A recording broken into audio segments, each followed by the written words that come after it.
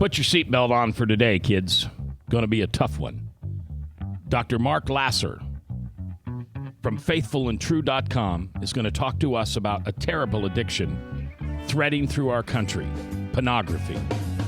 And you may be a part of it. It's coming up next. Welcome to The View from a Pew, a conversation among Christians who are out to grow their faith by asking the simple questions, the tough questions, and the stuff you really wish your pastor would talk about. Come on now, let's reason together. It's your voice we want to hear. The phone lines are open, so join the conversation. Call 244-0077. That's 244-0077. Now, here's your host, J. Michael McCoy.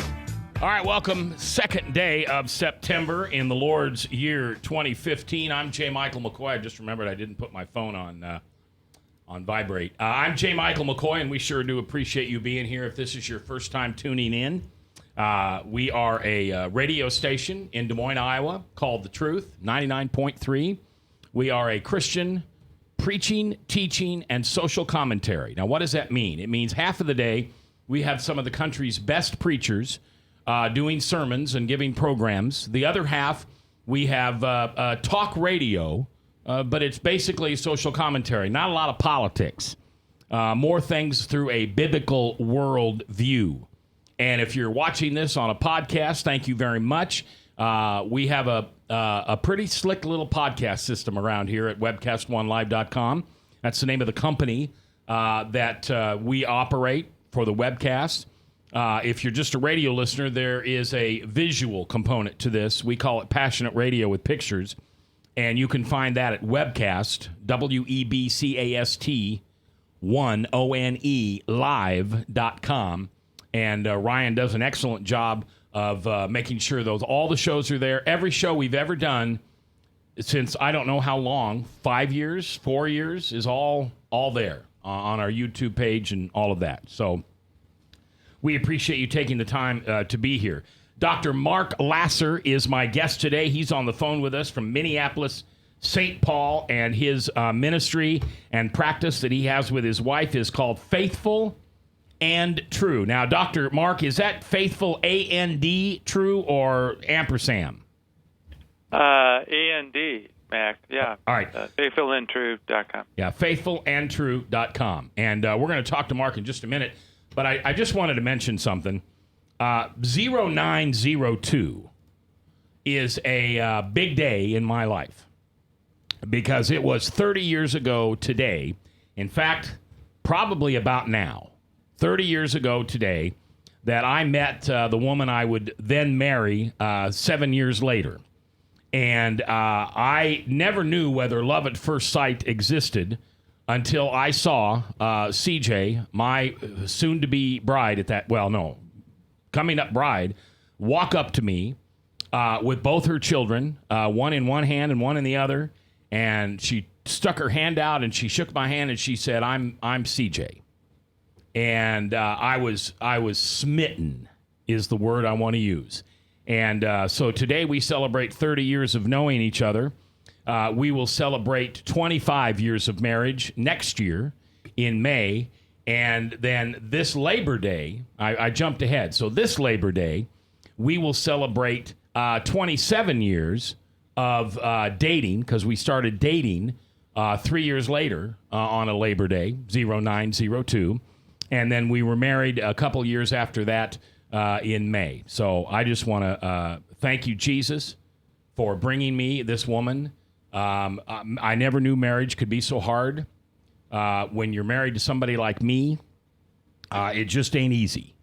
And you brought me an angel, God, and I just know that when I die and get up there with you, she's going to be there with wings because you sent her to take care of me. And she deserves a lot better than me, but I'm a blessed man to have her. So happy anniversary to my incredible wife and just best friend in the whole world, besides Frank.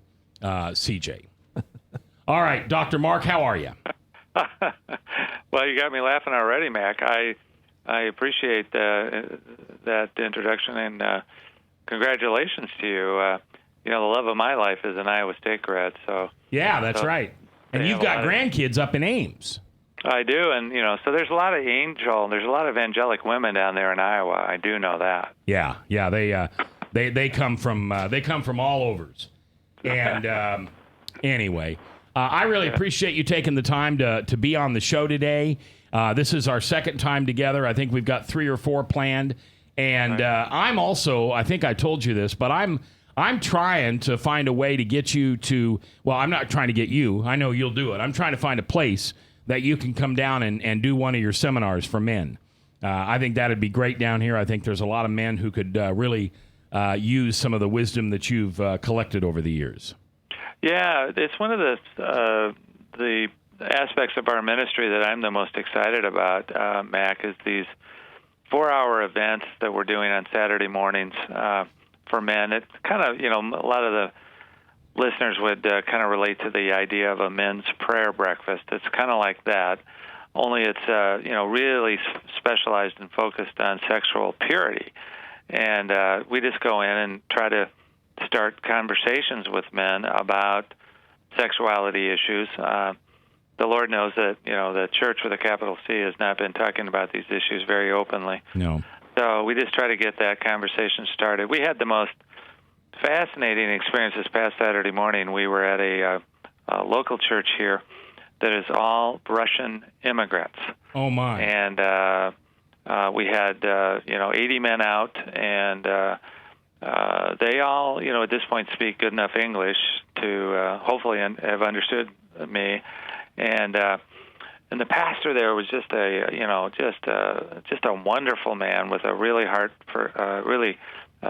inspiring heart for God, and we just kind of rocked and rolled. I mean, it was, and the men were just so responsive.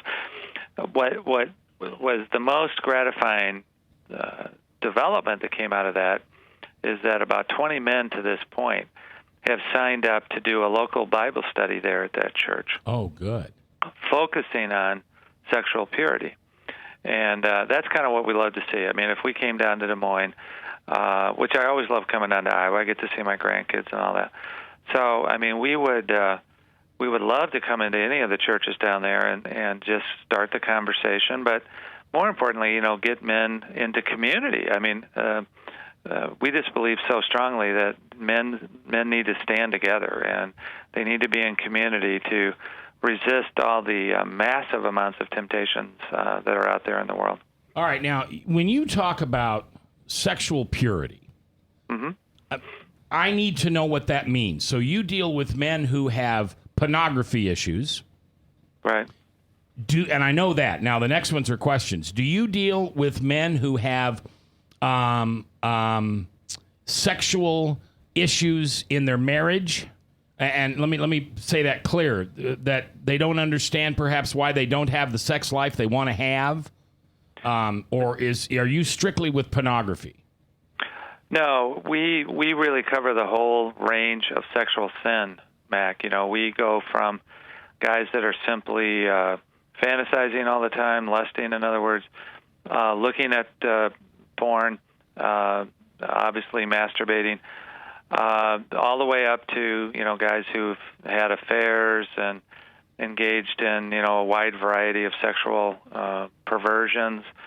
So we try to cover it all, and the marriage question is really a fascinating one in that the average guy, when they come in here, they're basically believing that if the sex in their marriage was better or something like that they wouldn't be doing this, when they fail to realize that most of them have brought in their sexual lust and sin into the marriage.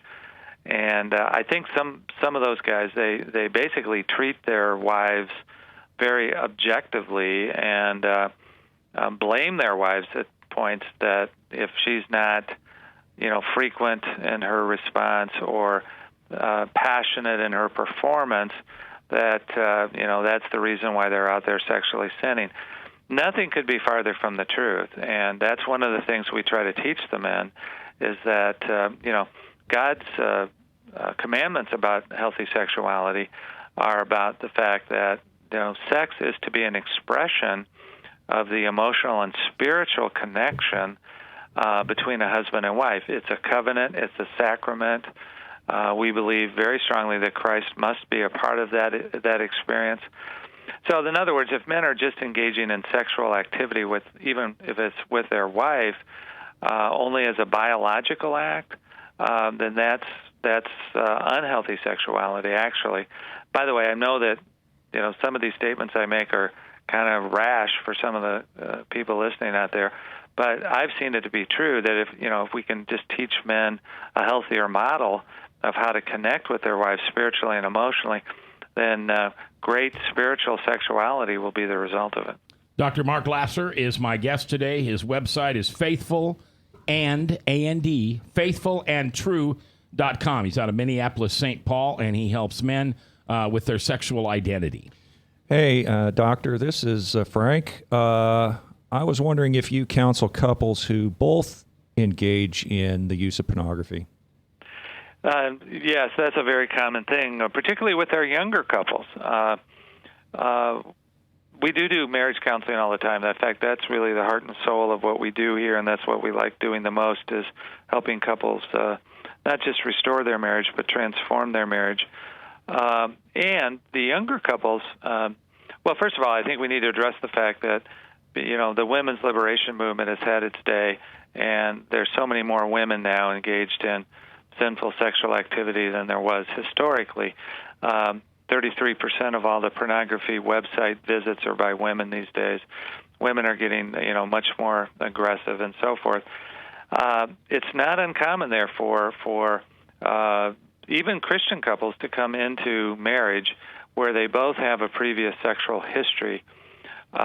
They get into marriage, and if they're not looking at it as a spiritual act, then they're always looking for more passion, more creativity, more this or more that.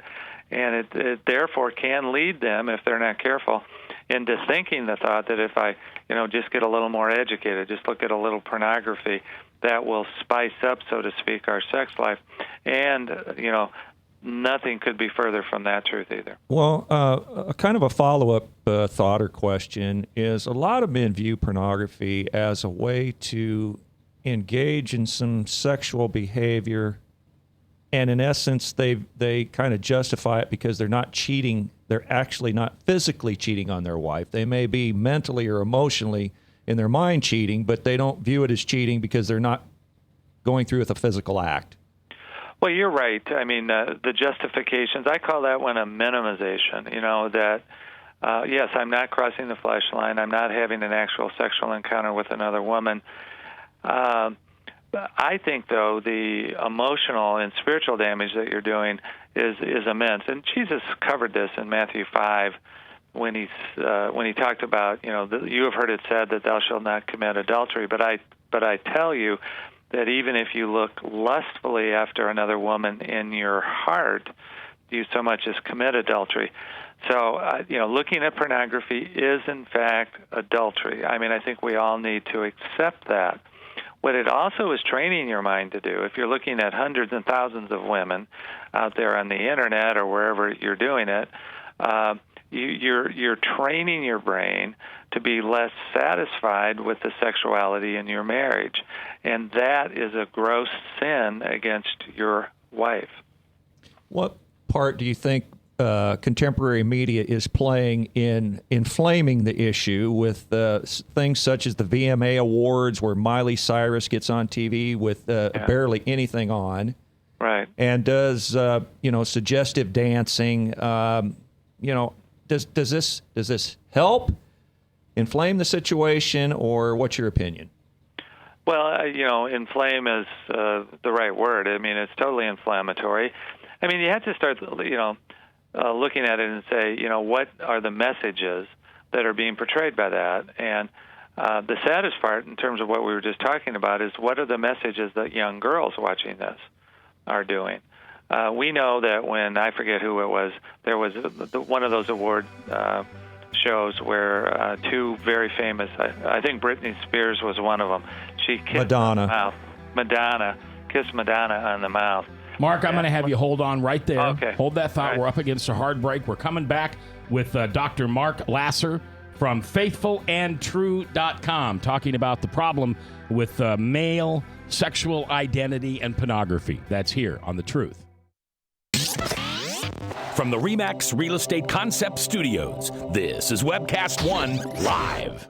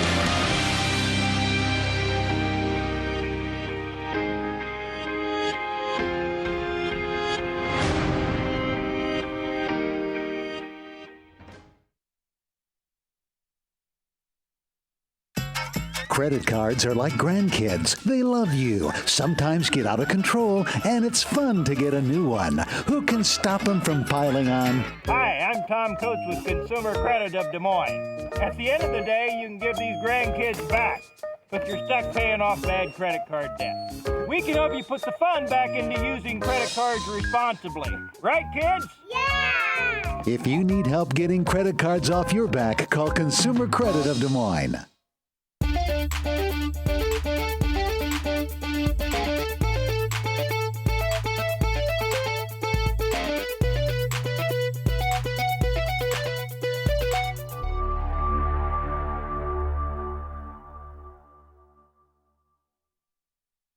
Hi, I'm J. Michael McCoy, and about 20 years ago, I went to a used car salesman by the name of John Hewitt.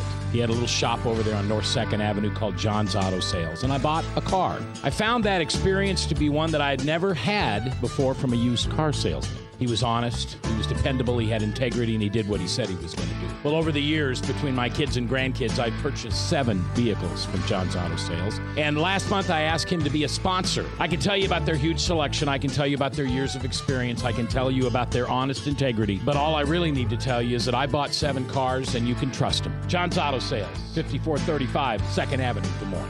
You need a good ride when you hit the trail. Trust the man with the cars, and he goes by the name of Big John. Big John. Big John. From the RE/MAX Real Estate Concept Studios, this is Webcast One Live.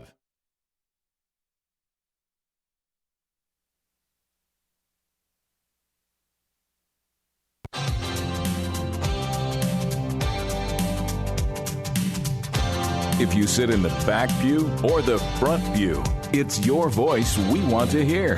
The phone lines are open, so call 244-0077. Now, here's J. Michael McCoy. All right, thank you very much. Second day of September in the Lord's year 2015. I'm J. Michael McCoy, and this is The View from a Pew on 99.3 The Truth, powered by WebcastOneLive.com. My special guest on the phone is Dr. Mark Laaser from Minneapolis, St. Paul.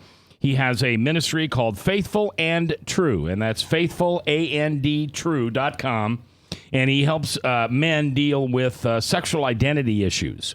Now, does that mean that you would counsel someone who was feeling homosexual feelings or traits?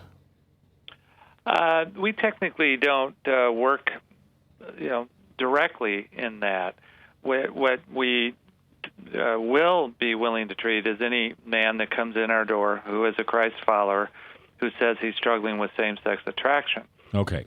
And if, in fact, that same-sex attraction has led him into addictive activities, he's having sex with lots of men or masturbating, looking at pornography or whatever he's doing, what we're going to do is try to help him get free of all of that activity.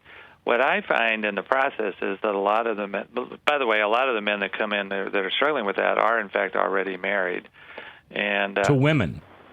To women, exactly. Yeah. And so we find that, in the majority of the times, I think, when we can get them free of the activity outside the marriage or the activity with themselves, then we can redirect them toward their marriage. Even, I'm not one of these counselors that says that, I have this power to, transform that desire. But I do think that we can free them of sinful activity, point them back to their marriage, and that there's any number of them that are living very happily married lives. Dr. Mark Laaser is my guest. FaithfulandTrue.com is his ministry. And I'm familiar with this simply because my favorite uncle in the whole world did exactly that. Married his high school sweetheart, had 2 children, and eventually came out of the closet and lived the life of a I don't know how to say it. He was an escort. He was a male escort for other men. Prostitute. A boy toy, whatever you want to call it. Right. No, high-end stuff. I mean, he traveled the world. Sure. Made a lot of money. Yeah, he did. Gigolo. Whatever word you want to use. And he died a horrible death from AIDS before they really knew how to treat it. And if you've ever known anybody that has AIDS, it makes cancer look like a walk in the park. Right. And he died. And I remember sitting on the front porch of my house. I was probably 11 or 12, and he was explaining this to me. And I didn't have a biblical worldview at that time. And he explained it in a way that, and I know I get people mad when I say this on a Christian radio station, but I'm transparent. I want to be true. I've just never had a problem with gay people. I mean, they're lost, they're broken. I saw what he did to his wife and his boys, and it was terrible. It was terrible. But he was sexually assaulted by his father, my grandfather, as well as he sexually assaulted other people in my family. My grandfather did. And a lot of times when you find gay men, or do you find when you have gay men that they have come from a sexually abusive background? I think it's common, of course. Like you, Mac. I mean, I have many acquaintances and friends in the gay community. I've always felt that if we Christians, don't approach this issue in love, we're going to, have an opposite effect on them. I mean, why would they want to be a Christian if all they encounter in us is hate or that's right. rejection? And and loving them is not the same as acceptance of behavior. Right. I mean, we can love them as people, and so many of them are sweet and kind and giving people. So I could go on with that one. Well, I've had conversations with several gay people in my life, and at some point in the relationship, I just say to them, hey, I really like you, or I love you. I want to be friends with you in my life. I just want to say this, and I'm going to say it once, and that's all I'm going to say. And I give them the gospel. Right. And then we go fine. We're fine going forward. It works out just fine. Bob, you have a chat? Yeah, it's a chat question. The question is, can you discuss the sort of spiritual processes that go into your work when dealing with these people? Oh, I've written books on that one, so I'd be glad to get into that.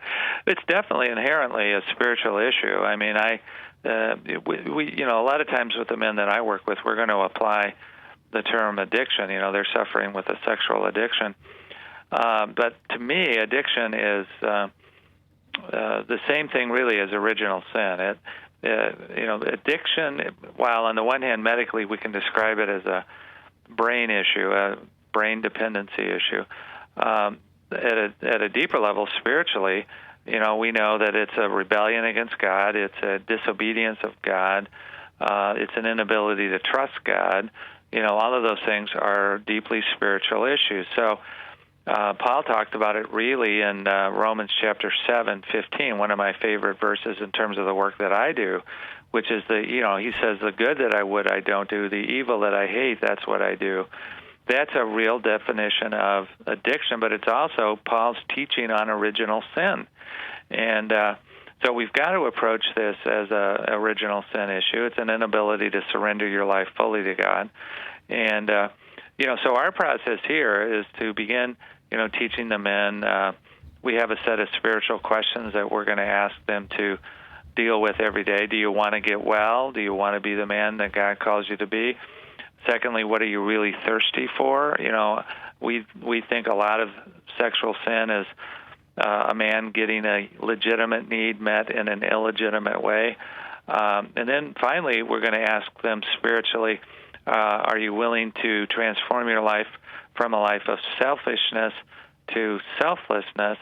Are you willing to die to your own selfishness, to your own pride, your own arrogance, and so forth? And then, of course, we're going to want all of our guys, regularly in the Word, regularly meditating, regularly in Christian fellowship with other men. So that's what we're teaching and encouraging the men to do as the foundation of our program. Dr. Mark Laaser. We obviously do that have, psychological and even medical components to them, but that is the core of what we teach. Dr. Mark Laaser is my guest, faithfulandtrue.com. One more question on that issue, and then Frank has a question. Sure.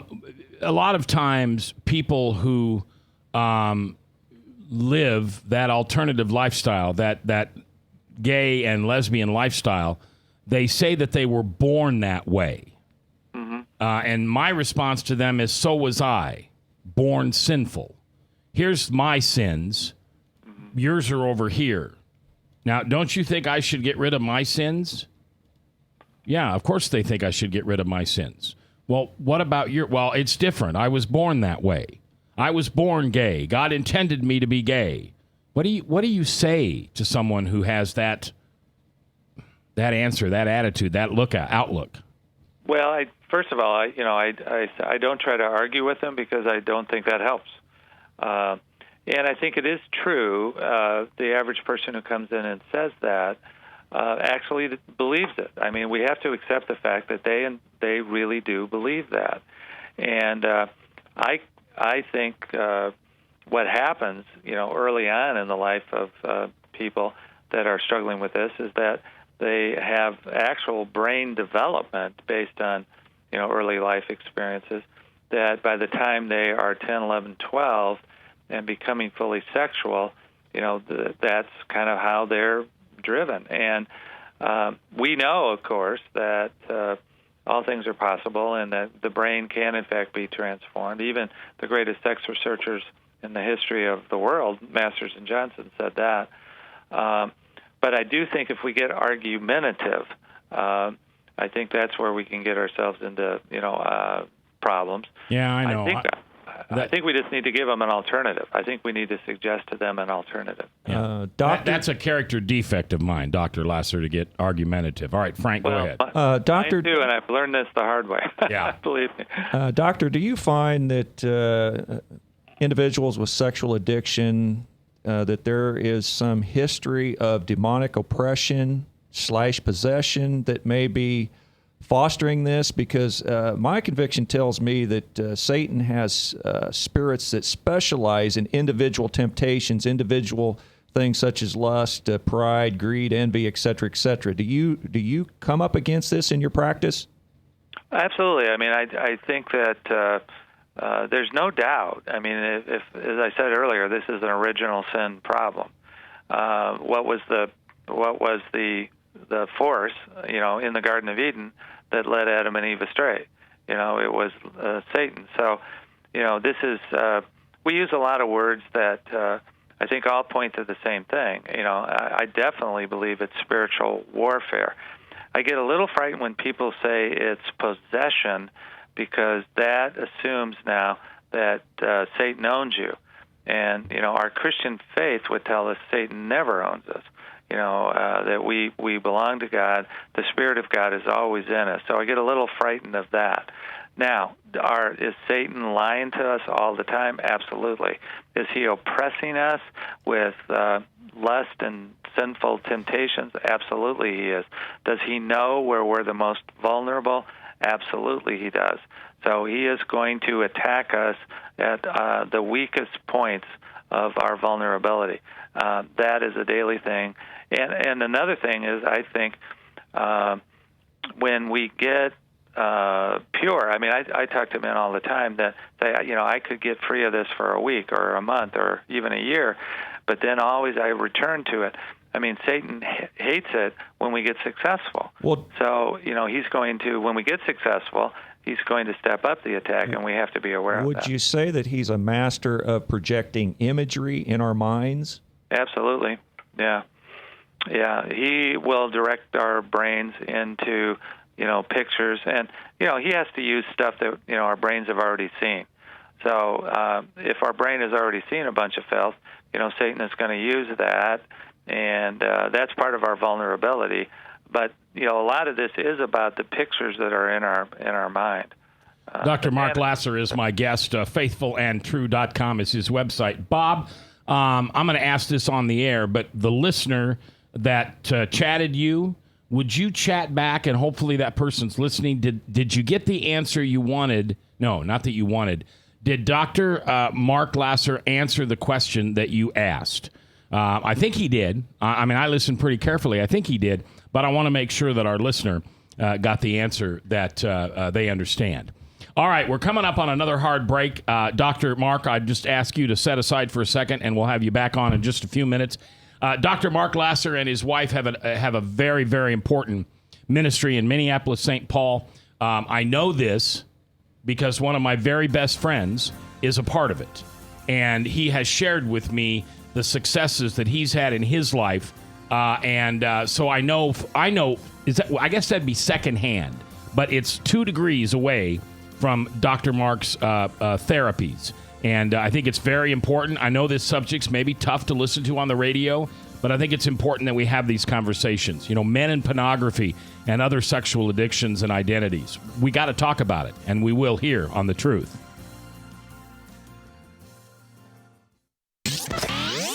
From the RE/MAX Real Estate Concept Studios, this is Webcast One Live. I'm Brian Leach, owner of Service Legends, and my position is Chief Talent Officer. I'm Nicholas Wonderscheid. I am Bernie Hobbs. And I'm the Service Manager.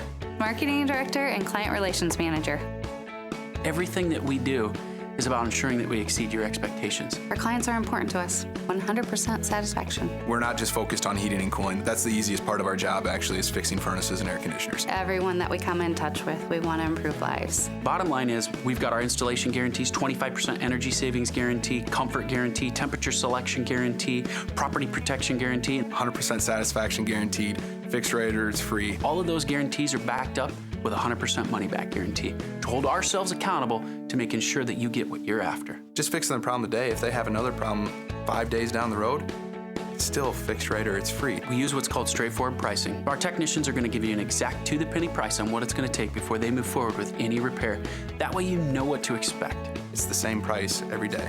No surprises. If you get off work at 5 o'clock in the afternoon, you come home, you realize that, my furnace is broken. Now you need to call somebody out that night. You shouldn't have to pay more for that. We're guaranteeing service 24/7. We run afternoons, evenings, nights, weekends. We're staffed to work that. Phone rings at 3 in the morning. You'll get one of our representatives answering the phone every time. We're not sending you out to Timbuktu in some call center. It's our Service Legend team members, our mission control team. I'll take a call anytime. And then they answer the phones the same way during the day as they do at night. It's a great day at your service company. How can we make you smile? That's the only way to provide true 24-hour service. When you're able to let somebody actually live in their home safely when they weren't able to do that before, where they don't have to stay up at night and worry about, is the heat going to come back on? Are we going to freeze the pipes? Is the baby in the room next door going to be sick because they got too cold? When you're able to help somebody overcome challenges like that, that's impacting a life. That makes a difference. I get goosebumps thinking about it. I love the team. I love the people that I work with. We have fun, but we work hard. I call them my ambassadors of legendary service. If you could just envision what that is, that's who we're sending to your home. They literally will call in, pick up the phone and call and say, hey, I want to talk to your manager. And I get on the phone, they're like, that technician that was at my house was the greatest technician ever. That's cool to me. We want to brighten people's days. Every person that we have going into the house has gone through an extensive background check. Drug testing. We have a very thorough interview process that 1 out of 140 people make it through. If we promise you something, that's what you're going to get, no matter what. We're here when you need us. to protect the safety and comfort of your family. If you're not happy, we're going to make it right. If we're willing to put 100% money-back guarantee on what we do, what type of work do you think we do? Give us a call. We're there for you 24/7, 365 days a year. Enough said.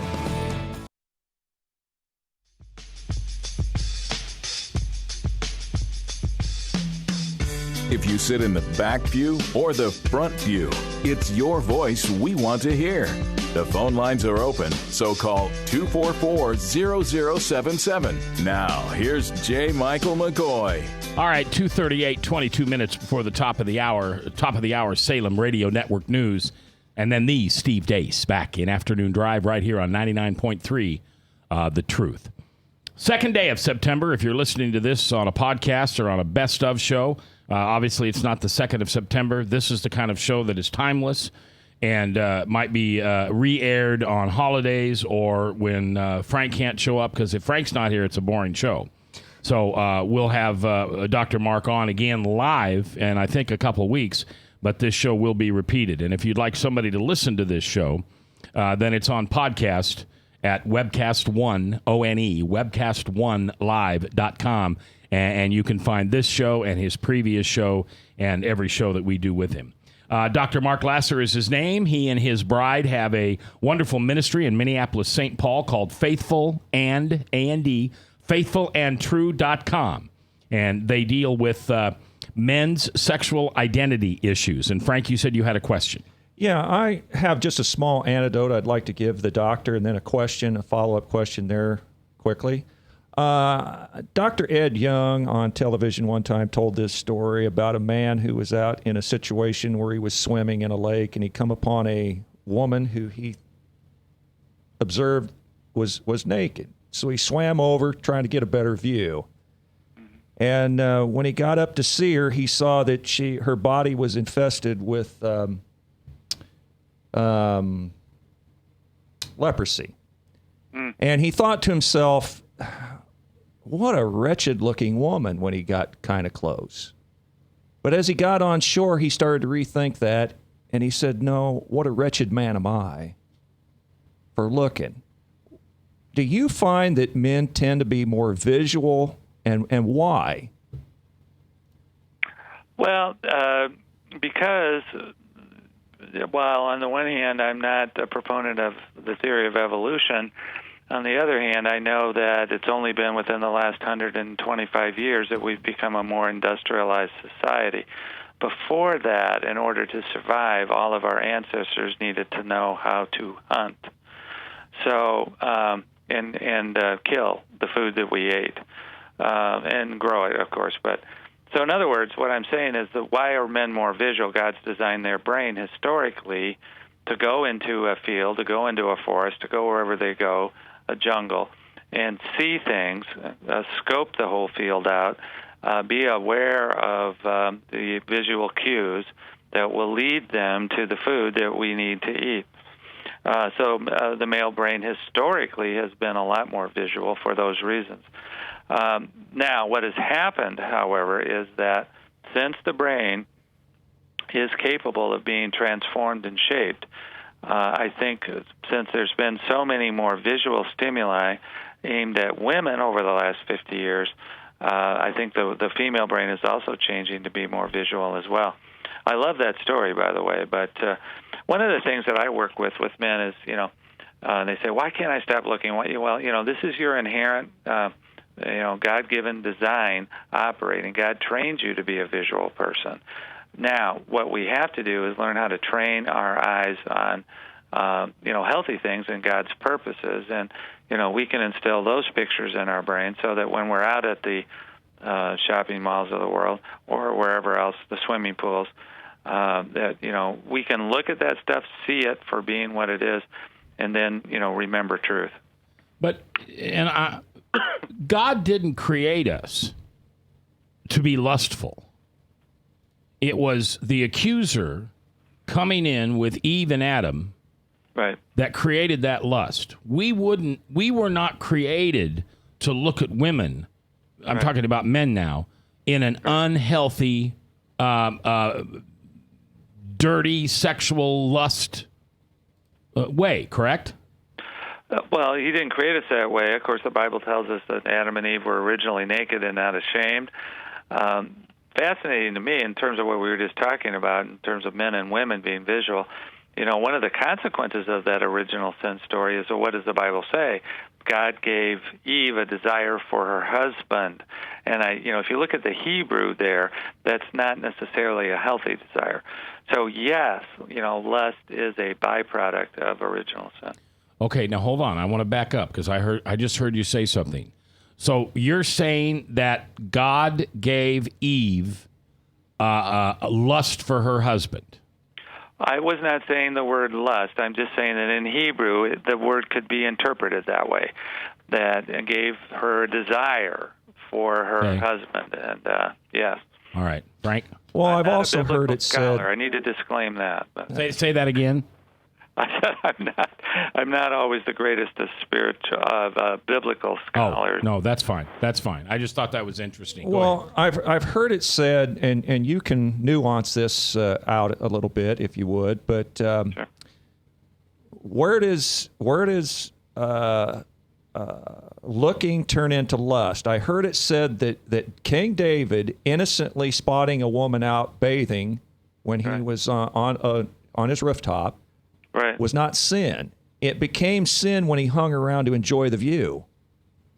Yes, that's right. We basically say that, temptation or visual image is not the sin.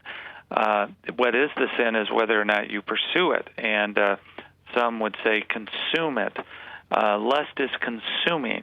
We want to possess, obtain, devour something. That's lust. And temptation is we see something attractive. When we take it to the next level, that's lust.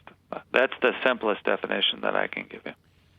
Dr. Mark Laaser is my guest. Faithful and A&D, faithfulandtrue.com is the website. He deals with, he and his wife primarily deal with men and or couples who have pornography issues, addiction to pornography, and other sexual identity issues. Here's a question, and I don't. I'm just going to say it, and I'll apologize if it seems rough to other people. How many guys out of 10 improperly lust over women? Okay. Now I didn't say addicted to, but how many guys on a 1 to 10 look at women and they are lustful with them? Well, the answer that came to my mind, I'll go and trust 7 to 9. Okay, I'd say 9. Yeah, that's one of the things I've discovered. Before Jesus mugged me, I never had any conversations with men about anything personal. The old Pew research that says every man has 0.7 friends. I remember hearing that before Jesus mugged me, and I'd laugh at that, and I'd say, oh, I've got 20, 30 guys that I could call in the middle of the night. Well, what I didn't realize is they were on my payroll.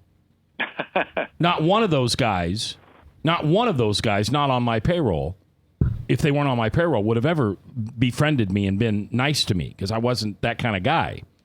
Mm. But now that I'm in Bible studies and men's groups, I find that, 7 to 9 may be conservative.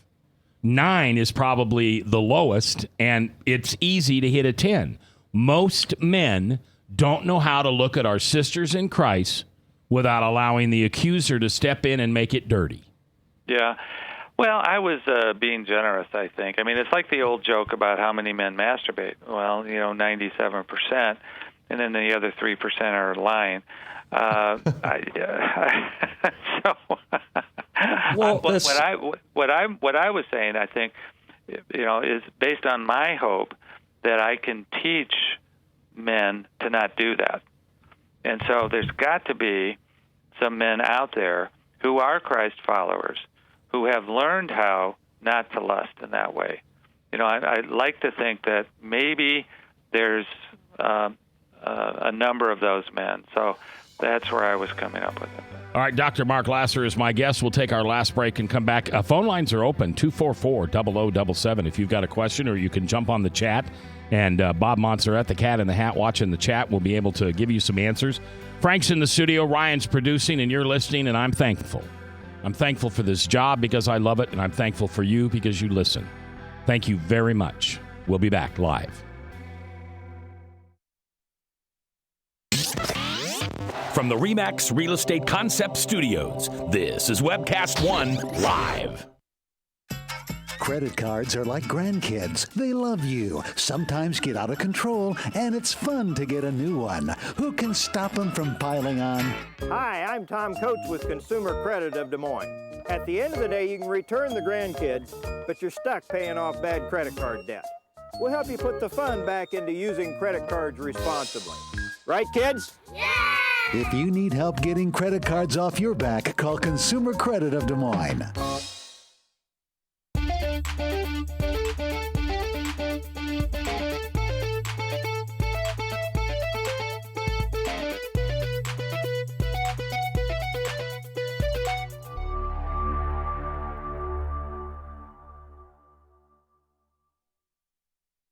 Hi, I'm J. Michael McCoy, and about 20 years ago, I went to a used car salesman by the name of John Hewitt.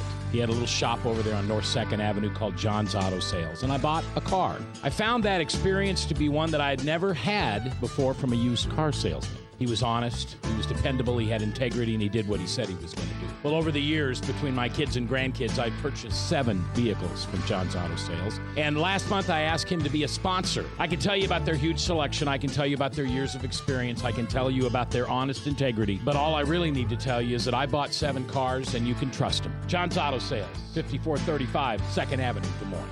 You need a good ride when you hit the trail. Trust the man with the cars, and he goes by the name of Big John. Big John. Big John. From the RE/MAX Real Estate Concept Studios, this is Webcast One Live.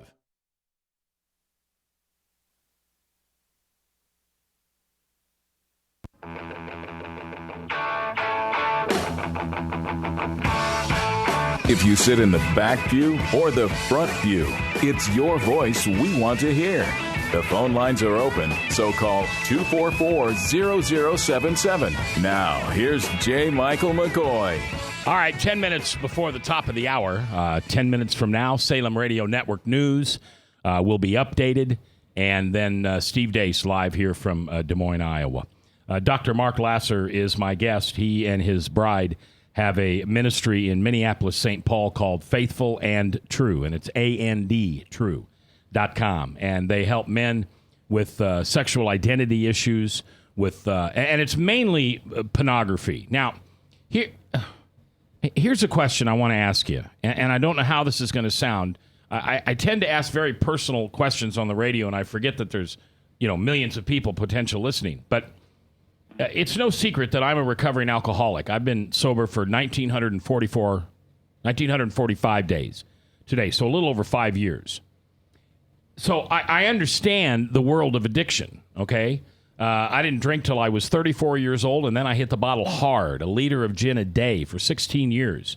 And the last 10 of those, yes, 10, I didn't want to drink anymore, and I kept drinking. But why is it that pornography it doesn't even faze me? I don't want to watch it. It doesn't disgust me. I'm just not interested. I've never understood the whole strip bar thing. You go and anyway. What's in a man's brain that one thing can be this deathly addiction like alcohol, and this other addiction doesn't faze him? Alcohol. There's certainly medical explanations for vulnerabilities in the brain. But I do think in the field of sexual addiction, while there's research yet to be done about whether that's true, we do know, for example, that men who are more vulnerable to this have attention deficit disorder at some level. About half the men that walk through our door have ADD. So, in fact, they're more easily distracted by stimuli, including, sexual stimuli. But I think more so than that, I think the average guy that walks through our door has been exposed to sexuality in an age which has very formative effects on the brain. I mean, the average guy who walks through my door, Mac, has been exposed to pornography at an early age, has had sexual experiences at an early age, and is engaged in sexual activity even at early ages. So their brain has been trained, usually in those early years through no fault of their own. The number one source, by the way, of the men that walk through my door for their first looking at pornography is in their father's collection. Yeah, now these days it's on the computer, or in the old days, my day, was in the closet. Yeah, my dad's Playboys were in the top drawer of his dresser under the socks. Yeah. And I could always go look at them, and it was just like, well, okay, no big deal. I mean, this is going to sound funny, but I really like the articles. Even at age 10 or 11, I like the articles better. Frank? Hey, Doctor, going back to your statistics on men and, let's say, self-pleasure, I saw a study in the 1970s that about 9 out of 10 men engaged in this behavior, and at the time, 3 out of 10 women or young girls. Right. Do you find an increase activity by girls in your studies? I haven't personally done some studies about that because we don't work here with female sex addiction.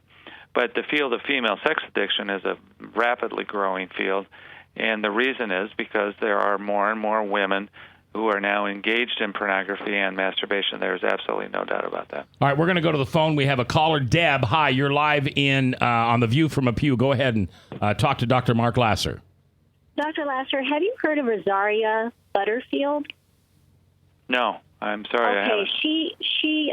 she wrote a book. It's called The Secret Thoughts of an Unlikely Convert. Mm-hmm. She was instrumental in the gay agenda years and years and years ago. Anyway, one of the things she says in her book is that lust is predator-prey.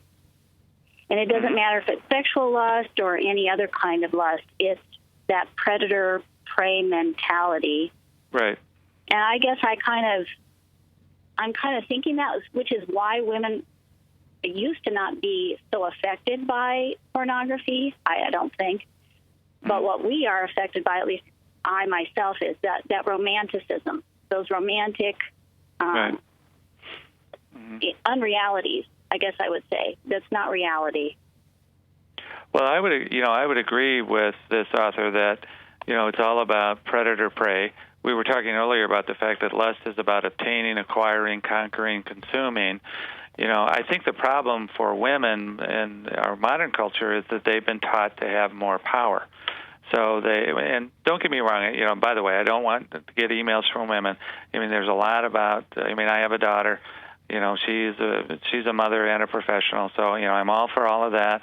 I follow Iowa State women's basketball. So, don't send me emails.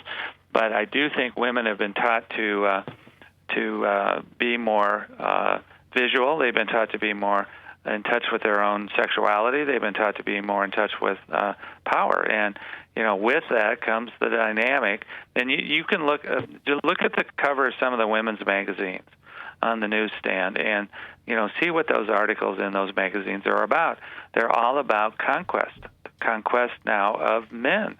And so I think culture is doing a number on the design that God originally had for, how men and women are supposed to relate to each other in a one-flesh union. She also said, one of the things that she said was that a lot of people go into marriage thinking that is going to redeem their sexual sin.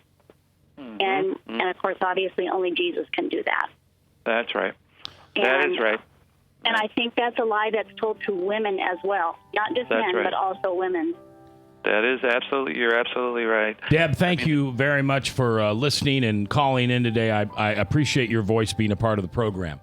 Dr. Laaser, we're out of time. I've got you scheduled again in this show on the 16th, which is 2 weeks from today, and then again 2 weeks after that on the 30th. So I look forward to having you on again. And anybody has questions for Dr. Laaser, faithfulandtrue.com, A-N-D, faithfulandtrue.com.